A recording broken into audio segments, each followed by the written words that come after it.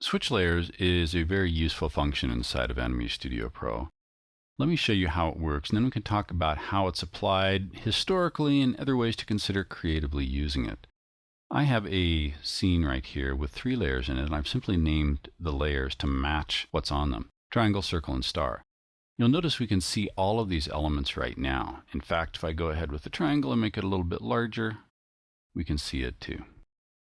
Let's create a switch layer. Like creating a bone layer, really a switch layer is just a group that has special properties. I'll click switch, and let's just name this switch layer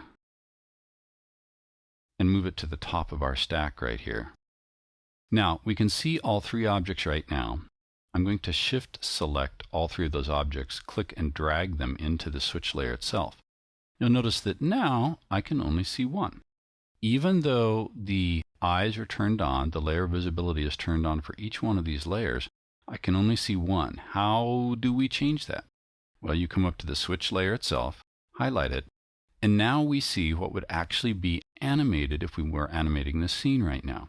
How do you change what you can see? Well, you come and choose the different items. It can be groups, it can be objects inside the switch layer, and simply change. This is an animatable function.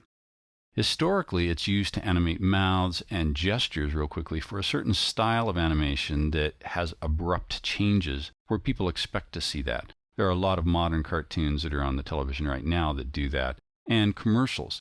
So what are other creative ways you can use that? Well, it can be sets of Christmas lights going on and off. It can be twinkling stars in the sky. You can create cyclical animations using switch layers that make this super easy to do. So that's a more creative application. Let's go ahead and look at some of the traditional usages for this.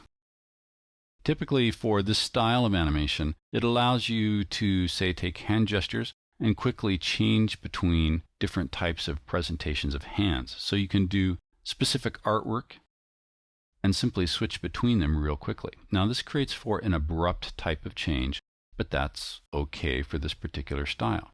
Another place that switch layers are used very heavily, even if there are not switch layers for gestures, are mouths. And in fact, in an upcoming movie, we'll be looking at lip syncing. Switch layers are actually designed to work very, very well with lip syncing. So we've got the mouth at rest here, but we've got what are called phonemes, the way that the mouth shapes when somebody talks. So we've got E's, O's, I's, everything you see right there. So it's a really nice way to have some controllability for presets, choose them specifically, and animate them easily inside of Animation Studio Pro.